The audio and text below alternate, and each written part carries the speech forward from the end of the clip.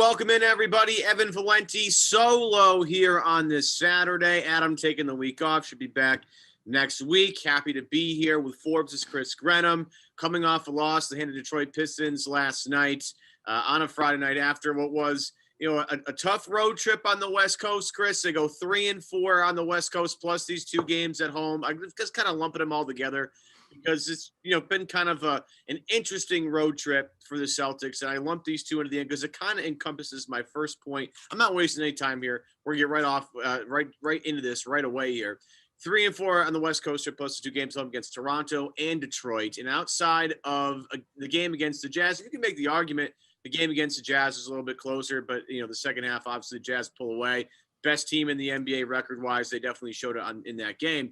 But the one thing that I take away from this, Chris, this particular stretch of games, is this team has moments where they play extremely well. And you can go back to that Toronto game and find a bunch of clips where I was drooling all over the place with some certain things. We'll get into that a little bit later.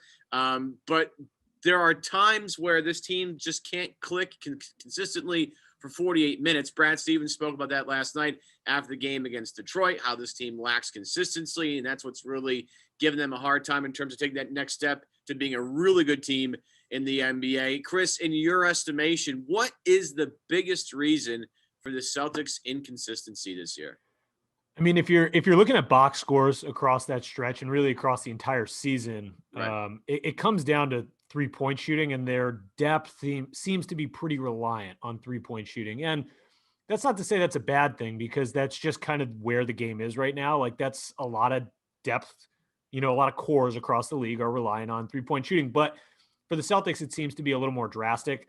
So you look at Toronto on Thursday, the game against Toronto, they shot 51%. They made 23s, right?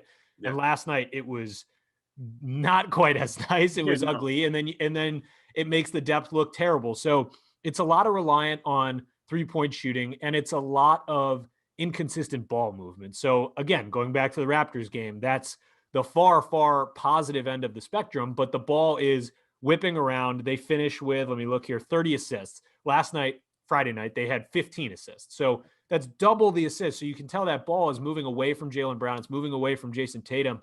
And that's when you get guys open. You get an NBA guy open. It doesn't matter if he's a starter or he's a bench player. There's a damn good chance he's gonna hit a shot if he's wide open. So it's a lack of that crisp ball movement, and they kind of just go stagnant. And it's hard because a lot of the possessions you're working with this bench unit, it's Tatum in the bench. And Tatum's style is to beat guys off the dribble. And when there's not a lot of ball movement, at least leading up to that, then it just immediately goes to some ISO work. And it's just kind of like Jayson off to the side, working off the dribble, and then four guys kind of looking at him with the occasional screener coming up. And so that is inherently bad just because it turns into stagnant possessions. And so that's why the trade discussion keeps coming up, just because you need to grab that other wing threat, because when it's Tatum in the bench, which is the unit they always go with, and it's not necessarily a bad unit, but when they go with that unit, it can become pretty stagnant just because there's not a whole lot of movement away from the ball. And on the ball, there hasn't been too much movement either of late. Yeah, and I agree with you in that sense. When you have Tatum and the rest of the guys, Tatum's this otherworldly player, and we'll get into Tatum in just a little bit. Trust me, we got a lot to talk about in that particular department. But you have a lot of guys with similar skill sets, and those skill sets are very, very small, right? Like, if you want to have, and we'll get into more of these things, but like, let's say you have the lineup of Tatum and Kemba and Brown, and we'll throw Shemi out there because he's been the starter lately, and Daniel Tice. Well, you got three guys that can handle the ball pretty well and move the ball around, in Kemba, Tatum, and Brown. And then you have one stationary shooter, really, in Shemi Ojale. And then you have Daniel Tice, who does a lot of the dirty work, but he can spread the court out, right? Mm-hmm. That is a unit that can really thrive because you have so many ball handlers, guys that can move the basketball. But when you have, Jayson Tatum, Carson Edwards, we'll throw Shemi back in there, Grant Williams, and Tristan Thompson. It's just a lot of guys that have one particular skill set. I mean, I'm not trying to say they only have one. Grant does a good job moving the ball around, but, he's not a guy that's going to create offense for himself. I love the way Carson Edwards has been playing lately. And as a guy that has I'm done with the Jeff Teague stuff. Like, I'm just absolutely, I've had it. I'm done. Like to see Carson Edwards out there, I get a little happy about it. But again, he's very, very limited skill set right now. Still working out a few things, trying to get comfortable on the NBA floor, right? So, to your point, it's Brad Stevens not giving Tatum enough to work with, but yet they don't have a lot to work with. Because I go back to the inconsistency stuff. This injury thing is getting outrageous. I mean, last night, no Robert Williams. Marcus Smart, we know, is going to be out for a bit. Jaylen Brown apparently has knee tendonitis that needs to be monitored the rest of the year. We already know Kemba's having knee, not having knee issues, but his knees are being, carefully monitored throughout the season. Pritchard's coming back from it. Like, it's hard to get a real grapple of this team because they just have so many injuries at key spots, right? They don't have too many backup bigs they can kind of go to, right? They're very now limited in that capacity.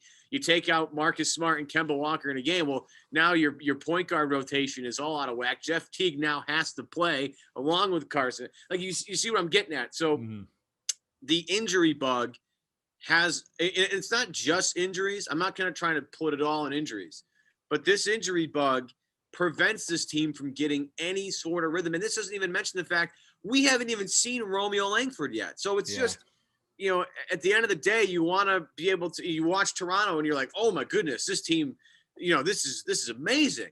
And then you get to the Detroit game and it just, humbles you a little bit and reminds you that, like, okay, this team is so much far away from a finished product. And the one thing they really need to work on is being, holding each other accountable and being, ready to step up when they know this injury thing is a serious problem. Yeah. I mean, your point about the depth having, relatively one-dimensional skill sets is definitely well taken, because there's certainly something to that. You look at what Brad Stevens is working with right now. And again, like you said, the injuries make this a hell of a lot more difficult than it really was expected to be. Coming into the season, we knew that they were going to have a lack of wing depth, and we knew that the bench could potentially be a problem. But the injuries to Marcus Smart, the injuries to Semi Ojeleye last night, like, they pile up, and obviously Romeo Langford, like, they pile up, and there's a trickle-down effect. It makes things difficult, right? Because you already don't have a lot of wings, and say Shemi does have to miss a game, say he doesn't play tomorrow against Washington or something like that. Like, he's been playing very well. You're down another wing.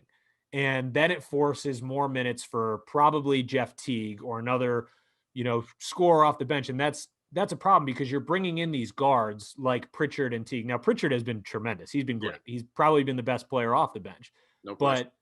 But that makes your defensive versatility so brutal. Like, there's really no way around it. Like, when you're forced to play Teague and Pritchard a lot, your defensive versatility is tough. And it's clear that Aaron Nesmith can't be out there defensively because he's still trying to figure it out. And that's fine, because he is such a shortened training camp, like barely any preseason. No, he played a year and a half in college. Like, it's not crazy to say, like, he's around where he should be. Like, it's not really, to expect him to be a plug and play guy was a little bit unfair. But the one-dimensional style of this bench is, again, I keep coming back to it, but that's why the Celtics need to be active with this TPE, because it's so limiting no matter what direction you go. And Grant Williams has been really good, and that's been a nice perk. And Semi Ojeleye has been really good, and that's been a nice perk. And so is Peyton Pritchard. But outside of them, there's a whole lot of nothing, and it falls off really hard. And yeah, Carson had a nice stretch, but like, you can't rely on him defensively. You saw against Phoenix, yeah, Brad rewards him with a start because he played well against the Clippers. He's just going to get bullied against guys like Devin Booker and stuff. So yeah, Chris Paul versus Carson Edwards is right. It's just not. Yeah, like Devin Booker saw the matchup with Carson Edwards and went right at him immediately. Right. So that's just a tough matchup from the start, and it's hard because Carson is still trying to develop into his own pro style, where he was coming out of college as this volume shooter. He's not going to be a volume shooter in a lineup with Jayson Tatum and Jaylen Brown and that's just not the way this works. So there's a lot of adjustments that need to be made for a guy like him, but you can't make them overnight. So it's hard to blame them, but I don't know, man. I mean, there's a lot of one-dimensional skill sets on that bench. And I think more important than the scoring is the defensive versatility that it ultimately lacks. And that's a real problem. Was it rough for you watching Saddiq Bey go off last night? No, it wasn't rough at all, man. I was having the time of my life. I tweeted that back to Corrales. I mean, I love watching Saddiq Bey play, and I I led that train for so long. To have him, he played very well in the first game of the back-to-back earlier in the season against the Celtics. So to have him go for a 30 last night was just life affirming. It was tremendous. I know Celtics fans didn't like it, but man, I enjoyed it. I'm a fan of all things Saddiq Bey. I caped for I didn't do it as hard as you did, but he got on my radar. I mean, first off, I have a fiction for Nova guys only because I long for the days of the older Big East when rivalries really meant something. In college basketball today, it's a little different. But I always have a soft spot for like the UConn guys, the Villanova guys. Anybody who wants to bring St. John's back to the promised land, I'm totally down for. Right. Seton Hall. I mean, I'm down for all that stuff. And to watch and I'm a big Jay Wright fan. So I'm pretty much anybody that comes out of Nova lately is just like a really smart player. Just seems like a guy you should draft. I don't know how, the Jalen Brunsons of the world. I mean, you're going to go back to all these guys. They all just seem to know how to play. 100%. And you look at Saddiq Bey and you're like, damn, like that, having him. And I'm not trying to pile on Neesmith, right? As you said, a year and a half of basketball. His shot is good. He needs to find rhythm. He needs to get practice because of the defensive end. He has no clue. And like you look at the end of the game against Toronto on Thursday night, and they go zone at the end of the game. He still has no clue where to be. And I'm sitting there I'm like, man, this is so tough because he needs to play, but he can't play because he just makes too many defensive mistakes. And if you're going to make that many defensive mistakes and you're not going to shoot well, you're not going to see the floor. But I do want to get back to the inconsistency thing because it does hover around a specific player, in my opinion, as well. And that's Kemba Walker, right? Kemba, as much as, look, he's still finding his way a little bit as he didn't play organized basketball for a very, very long time. He's just coming back into the fray. He's starting to get his feet wet. But you see what happens when he's not totally on for that game. I mean, you look at his past couple of games, he's had some good ones, but his shot has been off in a lot of games. And sometimes the misses, Chris, there were several again. What was he, 2 for 14 or whatever against Phoenix on that road trip? Some of those misses were absolutely brutal. A buddy of mine texted me. He was like, you got to be kidding me on this Kemba number. And I said, because he has him on, his fantasy basketball team. I said, honestly, it even was worse than the number because he is clanking shots off the backboard that, basically I would do at an NBA game. So, I don't want to pile it all on Kemba because he's been really good in certain spurts. He's been not so great in certain spurts, but if the shot's not falling and he's not getting to the free throw line, which he hasn't done a whole lot of this year, they're in a little bit of trouble. Because their defense isn't that great. Let's just get to that point. They need all the offense they can get, and if Kemba's not going to supply it for them, then I'm not quite sure where else it comes from. Yeah, it's been said a million times, but the whole thing with this team is you got to make life easier for Jaylen Brown and for Jayson Tatum, and that starts with Kemba Walker being effective on the offensive side of the ball. You got to pull attention away from Tatum and away from Brown, and he did that against Toronto. I mean, he was in 30 minutes. He had 21 points. He was 6 of 6 from the free throw line, which is his most free throw attempts in, I think, since he's come back. Yeah. The year. So, yeah, you're right. So, that's a positive, and he's moving in the right direction. But you're right. Like, the inconsistencies have been a little more drastic than they have been in the past with Kemba. And it's tough. If he starts getting to the line a little bit more and can find a little comfort inside the arc, because that's really where his issues have been. He was 4 of 20 against Phoenix, and those 4 buckets were 3-pointers. He's just not scoring inside. Part of that is getting to the free throw line, but you need him to be effective just to make life easier for Tatum and for Brown. And when that doesn't happen, again, it's right back to that trickle down effect. There's nowhere else for that really to go, for that production to go. And so that's a real problem. The thing is, they're going to have to figure it out because for the time being, he's not playing back-to-back. So you're going to have to go against like Detroit last night. You're going to have to play without him, right? So it's not like you can just rely on Kemba having these great nights and helping ease the load off the top of the roster because there's going to be probably one game a week where you're not going to play with him. So that's going to be something they're going to have to adjust to. And it's worth noting that Pritchard has made that portion of Brad Stevens' life tremendously easier, really on both sides of the ball. Pritchard's been pretty good defensively too. That's been a huge that's been a huge impact. But you'd like to see Kemba grab that rhythm as things move forward. But I've said it elsewhere too.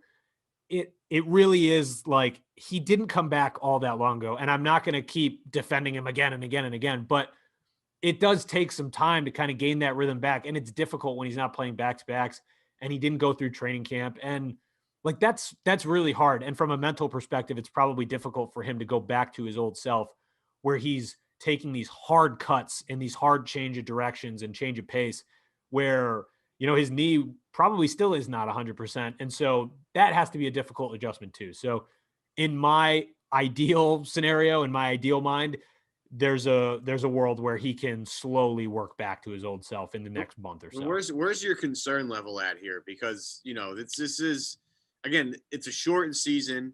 You have, a guy that's not going to play in back-to-backs, and his rhythm is just completely off. And this team, in order to this team, you go to the Eastern Conference Finals so many times, like, you got to get over that hump.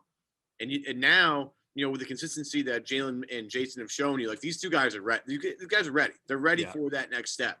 But they can't get there by themselves in this Eastern Conference. There are too many good teams. I mean, maybe in the older days of the East, when the West is still stacked. I'm not saying it's not, but, the East has been weaker notably throughout the years. This year, it's not going to it's a little bit more even because the Nets have a full arsenal of Kyrie, Harden, and KD, and you have the Sixers with a different coach, look way different.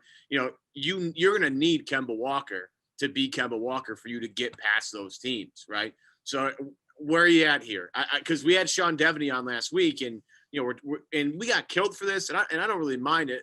The fact that you all are going to kill us for it doesn't bother me at all. But the conversation needs to be had. He's like, I've called up some people around the league, and you couldn't give Kemba Walker away right now with the way he's playing and the way that contract is. So that's, to me, a little concerning because you're counting on him to be a focal point of your offense to help Jayson and Jaylen, get a little bit of a breather here and there. And if he's not going to do that, this team is nowhere near the team that they need to be to get to the NBA Finals. So if that's going to be the case, where's your concern level here with Kemba Walker? Yeah, my concern level with Walker is probably lower than most people for the time being. That leash is shortening game by game, right? Because that inconsistency is still at the forefront. So it's certainly not heading in the right direction, but my concern is definitely lower than most people. Again, for the reasons I mentioned before, I have some confidence that he can kind of regain that consistency and find that rhythm at some point. It's just the situation he was thrust into from a health perspective is a really difficult one. And so I don't think it's fair to fully judge where he is right now, as it will be 3 weeks from now, as it will be 5 weeks from now. That being said, my concern from a Celtics perspective, kind of with what you said, it is a little bit higher just because you have two guys playing at an all NBA level, right? You have Jaylen Brown and Jayson Tatum, who are undoubtedly playing all NBA basketball right now. And you need to, as I said before, make life easier for them. You need to take advantage of that. And so that's why the trade talk is out there. And that's why the urgency among Celtics fans to get Kemba back to what he's supposed to be is so heightened at the moment. And I completely understand that. You go on Twitter and there's plenty of overreactions and people are freaking out. Yeah. And that's just what Twitter is, whatever, that's fine. But I think to expect Kemba to be full boat right away was a little bit of a reach. However, he hasn't been good and he's been inconsistent, and that's certainly a problem. But I think that the concern with Kemba is what it does to the ceiling for the Celtics. From a personal like Kemba perspective, I think he'll be okay. But I don't know. I mean, that in terms of trading Kemba, like, I know there's been a lot of chatter about that, but that contract just is really not that tradable. And I talked about this with Nicole Yang and Tom Westerholm earlier this week. There is a lowered trade market for him right now. Like there were years ago where Kemba has this mammoth contract. Well, he's Kemba. So you're willing to take that on and you're willing to try to find some matching numbers, and teams are going to be willing to move forward with that. His market is shrunk at the moment just because of his knee and because of his inconsistent play. And so that contract is definitely a turnoff for teams, whereas in the past teams might have been able to deal with it. So that being said, also, I don't really think the Celtics are looking to move Kemba. I mean, I'm sure there have been discussions maybe in the offseason, maybe there will be again, because that's just the way front offices work. But I don't think that's really an option going forward right now. Yeah, yeah. Did a little pessimistic stuff off the top, just because, look, we're a little reactionary coming off the loss last night at the hands of the Detroit Pistons. But I do want to flip this to a very positive direction, Chris, because one of the things I've been super excited about, really happy about the last couple of games, is point Jayson Tatum. Because I don't know if anybody's noticed, it's fun to watch when he has the ball in his hands because he can do a whole lot with it. 27 assists in the last 4 games, 7 a game. And that span, only 4 turnovers total in those 4 games. And as I watched it, I thought, again, I go back to the Raptors game as sort of a crutch. And look, we're talking about, not a ton of games already this season. But I go back to that Raptors game and I looked at the way that floor was spread out. When you had Kemba, Tatum, Brown, Ojale, and Tice on the floor at the same time. With Tatum having the ball in his hands, you see how deadly this offense can be because you have 5 guys spread out. You can run 4 around 1 or 5 out entirely if you want to. But the floor is spaced, and it's really great because you have 2 guys, maybe 2.5 of Kemba, that can beat you down off the dribble one-on-one regardless. So you got to shade extra attention that way. So it allows you to get wide open 3-pointers for a career high night for Semi Ojeleye. Daniel Tice has been shooting the ball really well lately. You can allow guys like Brown, Tatum, and Kemba to work a little bit more off the ball. If Tatum's got the ball in his hands, obviously Kemba and Brown can work a little more off the ball. And if you have Kemba, locked in as an off-ball shooter, Chris, life is great. So in my estimation here, I would say the best version of the Celtics in 2021 has Jayson Tatum playing point forward the rest of the way. What say you?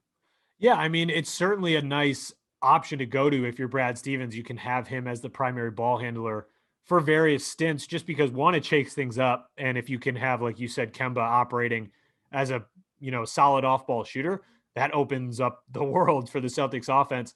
But more than anything, I think it opens up things for Jayson Tatum's offensive game because go back a year ago, maybe a little more, he's this, I'm going to break you down off the dribble and I'm going to get to the cup, and defenses know that there wasn't a whole lot of what I want to say versatility to his offensive game. He was a bit one-dimensional, as a lot of young guys are. He was extremely good at that one dimension, much better than most guys.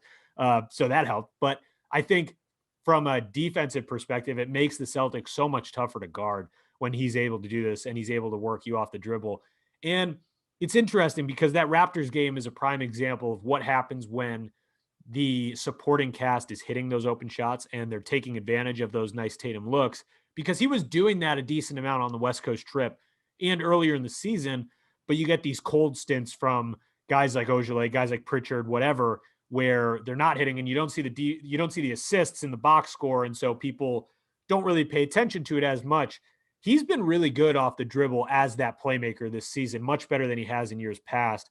And that is a huge positive because, like you said, if Kemba isn't, well, one, if he's not playing in a back-to-back, and 2, if he's not playing as well as you would hope, then you kind of lose that solid primary ball handling option. And so the fact that you can now turn to Tatum and even turn to Jaylen Brown, right, because he's shown the ability more so than ever in his career this year to, kind of run pick and rolls and act as that ball handler too, which was, if I told you that a couple years ago, you would have laughed at me. You told me last year. Right. Last year, Chris, I would have been like, no. I literally was on a podcast this year and somebody was like, yeah, Brown's going to average, 5 assists a game some year. And I looked at him. I was like, right. You think they're crazy. Absolutely no way Jaylen Brown's going to average 5 assists a game this any point in his career. And here we are, and he's averaging about 4 a game. So I look like a complete idiot at this point. No, I mean, but you when can't really guess that. Yeah. Yeah, it's those 2 guys. If you can run the offense through them, again, you make Kemba's life a little bit easier. Mm-hmm. But, when he doesn't play, you still have those options.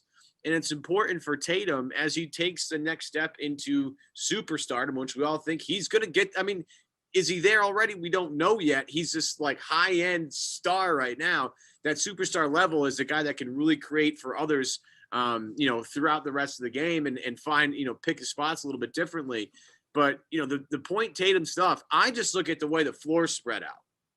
And I look at like where everybody's standing in their own, and with Tice, you want to run a 1-5 or 3-5 pick and roll with Tice. just the floor is much more spread out. It makes the help defense just really, commit to something. Mhm. And as Jayson Tatum learns how to react to those commitments, White's going to get a lot easier for that Celtics offense. And I looked at that and said, that's the way. That's the way they have to play at the end of games when things get, tight and physical and, every possession matters a little bit more. That's the offense I want to see at the end of games, because it seems like that gives them the most opportunities for guys 1 through 5 all the way around the floor. Now, think about how much better, and I keep going back to it, but think about how much better that floor spacing will be if you get another wing threat, right? Right. And Romeo Langford will be a huge addition when he ultimately comes back. But in my mind, he's more of an addition on the defensive side of the ball. That's what he showed in his rookie season more than anything else, is that he can, in his second year, like he can contribute on that end. And his offensive game is still coming along a little bit. If you can get a shooting threat on the wing, it helps that spacing so much, because Jayson Tatum is doing a lot of this primary ball handling and a lot of this distributing with relatively limited floor spacing. Like, that's a really difficult thing to do, but he's so good off the dribble that he can make it work much more than a lot of other guys. And so that will become so much easier for him if they're able to get, say they get 2 mid-level guys. I don't know. They go get Garrett Temple or someone who's on the wing who might not be the flashiest guy, but he helps that floor spacing, and the defense has to pay attention to him a little bit more, because right now they can shade onto Tatum even when he has the ball from a so much easier perspective. I mean, it's tough. So I think that would help a lot. But bottom line is, it's opened up things for the Celtics offense to another level, and Jaylen Brown as well as a primary ball handler. So I totally agree. That's been a huge bright spot. I love the fact that they can give the ball, like, let's say, Tatum's on one side of the floor, shading more towards the right, and Brown's more on the left. And he starts to attack the basket, and you have Brown's defender shift over. Well, the one thing I love about Jaylen Brown, and I'll make this relatively quick, is I love that if he sees a guy backpedaling, he just goes right at him. Yeah. And you see it a lot in transition where I'm like, oh no, kick it out. Jaylen just keeps going and finds a way to control his body to get square to the basket and lay it in with either hand. And I'm like, you know what? Geez, that's a play that you don't see early on because guys aren't strong enough yet. But you looked at Jaylen's body as a rookie in the league, and you're like, that guy's when he puts muscle on, he's gonna be a problem, because he's already physically gifted at such a young age. Here he is at age 24, and now guys are just bouncing off him. And once he gets hip to hip with someone, you're done. You're dead. Because your back is facing the basket, and he can run forwards a lot faster than you can backpedal. So once he gets hit to somebody, see you later, bye, forget about it. And then he has the wherewithal now that if he gets by the first level of defense, he has a help defender come at him, he can locate the open guy, and then all of a sudden the ball starts swinging around, or that person takes up jump shot. He never used to be able to do. He never used to be able to do that. But you've been tiptoeing around this subject, and I didn't really have this planned until later on the podcast. But screw it, let's just do it now. The trade deadline's coming up in about a month-ish, right? Yep. And Boston is got that giant TPE. They also have some smaller TPEs at their disposal. And the smaller one I mentioned first, I think it's the Cantor one. That's for roughly like 5-ish million, because the sexy name now on the Twitter free trade market for all Twitter fans out there is John Collins of the Atlanta Hawks. And look, if you don't follow Ryan Bernardoni on Twitter already, you should, folks. Just do it. He's very smart, especially with cap stuff. There are cap complications of trading for John Collins. It might not be now, but further down the road, you have to say bye to some people, which would be really tough. But the John Collins thing, like, I'm all for the addition, but the fact that you'd have to say bye to guys down the road makes this a much tougher acquisition. And plus, frankly, Chris, I don't think Boston has the players it would take to get a guy like that, in my opinion. Do you? I don't. I mean, yeah, it's a nice prospect to think about them getting John Collins. I mean, sure, he'd be a terrific addition to that front court. I mean, he's a tremendous player, but there are, like Danger Cart was saying, like, there's just not a whole. You're tightened from a salary cap standpoint moving forward with him, right? So he's going to require a lot of money moving forward. And I don't know if that's the direction the Celtics are looking to go. If they can work it out and they're willing to go into the tax a little bit more down the line, like, sure, it's an option, but I don't think that's as likely as some of the 3-and-D guys that are out there, some of the just some of the wings that we've talked about in the past. Obviously Harrison Barnes has been talked about a ton, but yeah, you wrote an article on Forbes about this, about like the top guys in the TPE possible realm here. You threw out Harrison Barnes, Thad Young, Larry Nance Jr. is on that list as well. Do you got you've advocated, I think, for Barnes in the past. Do you think that's the perfect guy? I do think he's the perfect guy, but I don't think he's going to be available. So which is a major caveat, right? So from a fit perspective, like, he is what you need. And I think if he's got a solid contract where you're not going to, like, PJ Tucker is a short-term fix, right? He's gone after the season, unless you want to re-sign 35-year-old PJ Tucker, which I don't know if that's what they're looking to do. That's a fix where, by post All-Star break, hey, Nesmith, he's not going to contribute this year. And Romeo Langford, he's going to be limited this year. So we need a short-term fix at the wing, and hopefully we can rely on Nesmith and Langford next year. So then you go after a guy like Tucker. Harrison Barnes is a guy who could honestly start against certain teams on this team, and he's under contract moving forward, and it's not a crazy contract. It's decreasing in value moving forward. The only problem is Monte McNair is not going to want to give him up if they keep winning, right? They're currently 12-13. They're 10th in the Western Conference. And the Kings are, I saw, I think it was, I don't know, it might have been a report from The Athletic, but it's not out of the realm of possibility that if the Kings continue winning and they stay toward a play-in spot, not out of the realm of possibility that they're buyers at the deadline, right? So that could really go in any direction. It could, if say they lose 5-6 in a row here, then they could ideally become sellers. And the Celtics, I would think, have to really go hard at Harrison Barnes because I think he is the perfect candidate. But again, even if they do lose a couple games, are they willing to part with a guy who's been so central to their success right now? He pairs really nicely with De'Aaron Fox and Tyrese Halliburton. So I don't really think that's as realistic a possibility as, say, a Thad Young with the Chicago Bulls, who I think just provides another really nice threat off the bench, because that's what the Celtics need, right? They need depth of any sort at this point. Yeah. And Thad Young isn't a crazy expensive option. He's a vet who knows how to kind of fill a role. He's come off the bench in his career. He started in his career. He's been relatively versatile on both sides of the ball, and he's a good defender.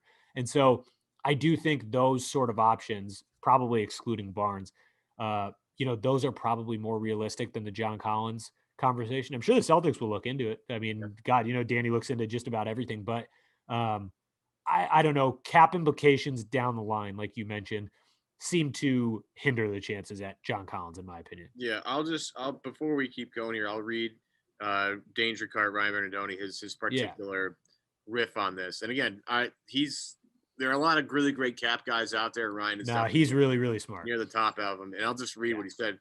Quote, if the C's trade for John Collins, they're either committing to signing him for a ton of money or hoping to recoup one pick in the sign-in trade after renting him for the playoffs. If you sign him long-term, you're going to have to move Kemba in the offseason and might lose Smart after next year. And I'm just going to leave it there because the thought of losing Smart at all bothers me. He's just the kind of the lifeblood of this team, and he's a guy that, again, impacts winning. So if you're going to trade for John Collins, be ready to potentially say bye to Marcus Smart.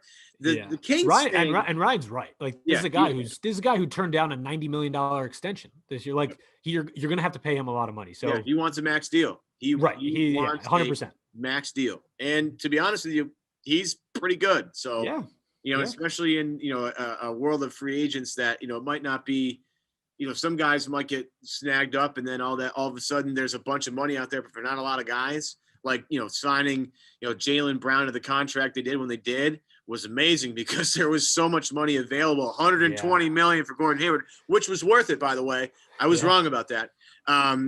He's been unbelievable in Charlotte, but that kind of money for Gordon Hayward would have been there for Jaylen Brown. That's just my point. Mm-hmm. You have the Harrison Barnes thing is so infuriating because, like, look, the Kings, you're not going to win anything. Like, you're in 10th place.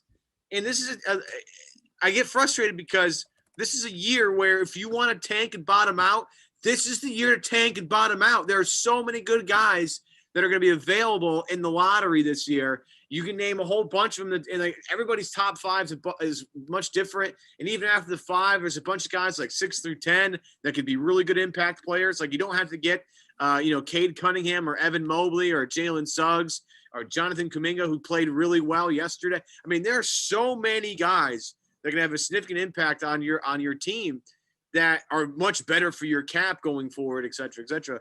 The Kings thing will continue to bother me, but they, look, I don't run the Kings, so it's not my thing. My question for you is, would you rather overpay to get Harris? Like, let's say like you have 2 deals on the table. One's for Thad Young or whatever your favorite, like second prospect or second trade target is, and Harrison Barnes. And, the Kings like, yeah, we're willing to move Harrison Barnes, but you got to give us a little something extra. Would you be willing to go that extra mile to get Harrison Barnes versus Thad Young or Larry Nance, who I like quite a bit, or, other, ex-player here guy? Yeah, I would give up a young player and some draft capital for Harrison Barnes if that is an option. Again, who knows if that'll be an option, but I certainly would. Comes back to what we were saying earlier. You have 2 players playing at an all NBA level right now, right? You need to take advantage of that, and you can't just sit by and kind of let, I like the idea of giving up a young player and some draft capital for Barnes significantly more than going and getting, for example, 2 mid-level guys. Like, I just think that's far more appealing. And I think the market for some of the guys the Celtics should have had interest in has shrunk a little bit because of injuries. You have Aaron Gordon, who went down with a nasty ankle sprain. Yeah. He would have been another really nice target. Again, that's someone who you probably got to throw some significant draft capital and a young player at. So again, asking price there, very high. Larry Nance Jr., another name who the Cavs might not even be looking to part with because they have guys further up their trade totem pole that they need to get rid of before 28-year-old Larry Nance. But again, his market is kind of dwindled now because he just had surgery on his finger and he's out 6 weeks. So the market has shrunk a little bit. And I think Barnes has continued to be the ideal option. If the Kings are willing to listen, which still remains a very important and valid question, then I think the Celtics should be willing to part with a young guy and part with some draft capital, because you have to take advantage of their current situation and make life easier for the way Jaylen Brown and Jayson Tatum have played, which is incredible. Right. I want to finish up here, even though it wasn't quite the order I wanted to go in. I do want to take some time to just throw some praise at Shemmy's way and at Grant Williams' way, because those 2 guys have been playing out of their mind. Shemley especially. Yeah. And, he goes down to the injury last night, obviously, because that's the way the season's gone so far. But coming off a career-high 24 against Toronto, the shot looks – I mean, he had a weird – and people pointed out, he had a weird stretch where he didn't look like he was finishing the way he normally does. Like, he has a really nice, strong, like, set base when he finishes, and he holds that extension. It seemed like he was rushing it a little bit, but now he's come back to his what I think older form. He's just hitting shots left and right. And, it shows the value of that PJ Tucker type, a guy that you can stick in the corner to keep the defense sucked into that corner. And as people move away to kind of crowd the paint, having a knockdown shooter in the corner like that is so valuable. If Shemmy can prove that he can do that at a consistent level, then the need for a PJ Tucker type of guy is gone, because essentially what you're getting is, okay, maybe not as versatile PJ Tucker, but doesn't cost as much, is on your books, potentially long-term, because I think Shemmy's contract's coming up very shortly. I think they guaranteed his spot this year. I think he's a free agent next year. Am I right on that? I think so. Right. Yeah. Just the value of having a guy like that, and you don't need 20 from him. If they can get between him and Tice 20 a game, then you have a much more potent offense that spreads the floor. And Shemmy, has gone from, a second round pick who we all loved because he had the NBA body right away and looked like he could defend. And, he did a great job covering Giannis early in his years. As Giannis has gotten stronger, that's gotten a little more difficult to do. Yeah. No fault on Shemmy's, but he's been out of his mind lately. Grant Williams, after, what was he, 0 for 20, whatever, his first 23s in the league. He's now up to, 40, whatever, 40. He's 52 from 3 in his last 10 games and 44% from 3 on the year.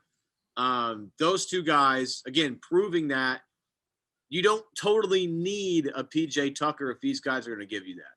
Right. And I think from the Celtics perspective, in hitting that trade market, you would just be hoping for an additional guy, right? Because you're going to get games, not a whole lot, but you're going to get games like the Toronto game where Shemi can't miss. And no, you're not expecting him in those good games to go 6 of 8 from 3 every time. That's just not going to happen. But you can get him hitting a couple threes and hitting, a couple shots inside the arc where it just opens things up and makes life a little bit easier when that bench unit is out there. And Grant is the same way. Grant goes through spurts where he'll play 25 minutes and then he'll play 9 minutes another game. He's just kind of all over the place, but he's become increasingly reliant from deep, and his defense has been so good. I mean, that West Coast stretch, he played some significant minutes and he was really good shooting from 3. So like you said, that makes life a whole lot easier. And that's been a huge development. So while all of us critique the Celtics depth chart and critique the wing depth, it is important, and I'm glad you brought it up, to note, hey, there's been some significant improvements in the offensive games of Shemi Ojeleye and Grant Williams. And that's a huge burst. And those two guys, you already know, like the versatility on the defensive end and the skill sets on the defensive end are there. So Brad is willing to play them significant time just because they can hold their own. So yeah, that's been a huge plus. And what's great is, like, with all these injuries, Shemi's getting forced into the starting lineup here, right? Yeah. And it's, you go from a bench player who barely had to fight to get, playing time until very, very recently, like this season, to come in, and start with this group and knock down shots is great for his confidence. And they're going to look, folks, they're going to need probably both of Shemi and Grant as we get in the playoffs here. They're going to need both those guys to play at a high level. And if those guys can find some rhythm and get comfortable and as you get closer and closer to the playoffs, start to become more reliable for the Celtics, this is only going to be a good thing for Boston. Again, we talk, we've mentioned a million times adding a Harrison Barnes type, right? But then as you push that depth down and you start bringing those guys off the bench, life's a lot better for you. If you're bringing 2 guys off the bench that are shooting 40% from 3, and then you have Peyton Pritchard as a third guy shooting 40% from 3, you become a totally different team. And that's something that makes the Utah Jazz very difficult to guard. I mean, we all watched it happen. They have how many guys that shoot 40% from 3? It feels like all of them do. I was going to say, it feels like 14. It feels like their entire roster. Yeah. Every guy but Gobert shoots like 38% from 3. And as you watch that team and how the ball moves and how they find open shooters, you look at that and you say, maybe we gotta find a way to emulate that a little bit if we can. And Boston, by getting these 2 guys some playing time with that starting unit, is only going to help going forward. And watching Shemi do his thing has been, again, the game against Toronto was like an otherworldly experience, because it was like, you looked at halftime and you look at the box score and you're like, oh yeah, Jalen and Jayson have been moving the ball around pretty well, but holy cow, the league scores Shemi Ojeleye and Peyton Pritchard's right by. That's not how you draw it up, but that's the kind of stuff you're going to need, because Jayson and Jalen, as good as they've been, they can't do it all by themselves. Yeah, you just have to rely on your core, and you have to rely on your supporting cast. That's just what you need to win. I mean, you look at any championship team, that's what you need. And it, like we were saying, I mean, Tatum and Brown's ability to act as distributors, like that makes it even more important that those guys can hit their open shots now moving forward. But I really am happy that Shemi's been able to kind of come into his own here a little bit, because everyone knows this, but he works unbelievably hard, and he's just kind of kept his head down, and he's had a lot of ups and downs in his tenure with the Celtics. And so I think it's pretty commendable that he's been able to keep his head down and just work his tail off. And now he's certainly seeing dividends from that. So I'm happy for him, because Shemi's just a really good guy too, which is nice to see. But yeah, huge help. Him and Grant are a major plus moving forward. You got anything coming up, working on for Forbes that you want to tease here?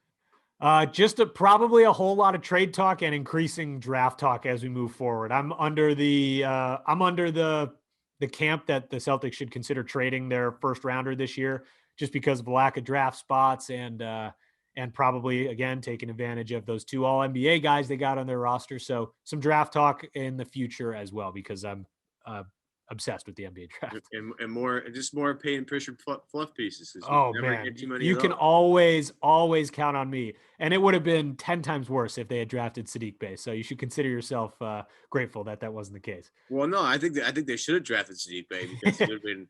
Again, I'm not trying to pile on Neesmith here. Seems like a good kid, but like Saddiq Bey, right now, you'd have another rotation piece, and life's a little different. And in trading for somebody with a Saddiq, like, look, Pritchard is off the table of any discussion I'm having with anybody about trades. I think Celtics fans for the most part are right on board with you. Yeah, I'm completely no way. There's absolutely no way I'm trading Pritchard. I'll leave you with this one though. Is Rob Williams on the table? Yeah, that is always the question, right? Yeah. Well, it depends on what you're getting, but I would say he's certainly on the table in various discussions. Yeah. But it's hard. Like, is Tristan Thompson on the table? Like, what kind of value does he have now that he's tradable and you could move that contract, which could maybe make things a little bit easier? That's the only reason why he's available is because that contract is the right number. Right. That's the perfect number. Yeah. This is the thing that we've talked about for years with the Celtics is they don't have many contracts at that number. Yeah. And that makes life, like, as people want to talk about trading for Nikola Vucevic, right? It's impossible unless you add Tristan Thompson to make the salary work out. So I think Tristan's been playing well, right? I think him and Tice, now that they're not playing at the same time and they've been able to kind of find their own rhythm a little bit, I've enjoyed the Tristan Thompson experience lately. The problem with Thompson is that number is the exact number you're looking for when you're looking to find tradable contracts. And Smart's is the same way. But like, you have to pry Smart from my cold dead hands before you get him off the Celtics, right? Yeah. So, there are casualties here. I mentioned Rob only because, there is some maybe untapped potential with Rob, but definitely, again, I love the guy to death, and I love watching him play. And he does like 7 things a game where you're like, "Holy cow, I can't believe he did that!" And then he does 7 other things a game where you're like, "I can't believe he did that!" Like, what are you doing? But if it's for a significant upgrade, I would be willing to do it, and it would hurt a lot because we've all invested so much in the Time Lord. But I mean, I think you do have to at least look into that market, at least tap that market a little bit, just because he has more trade value than a lot of the other pieces on the Celtics roster. Yeah. But I do still think, like you said, there's a ton of untapped potential there. And I think he's made some really nice developments in his first couple of years. You just hope that those next steps start to move forward. But yeah, who knows? I mean, it'll be interesting to see the way they approach this deadline in late March. Yeah. Chris Grenham of Forbes, formerly of CLNS. Good to see you, buddy. Adam should be joining me next week. For all of you out there, hope you have a great Valentine's Day. Enjoy your weekend here. More Celtics games coming, of course. More content at CLNS. Make sure you subscribe not only to this podcast on iTunes, Stitcher, and on YouTube, but subscribe to the CLNS media page on YouTube as well for more content. You have the post-game show all the time. You have other, various shows throughout the week, including ours. You get live press conferences from Brad Stevens and the gang. It's a great place to get all your Celtics content. Again, CLNS Media on YouTube. Thank you, Chris. Talk soon, buddy. Thanks, man.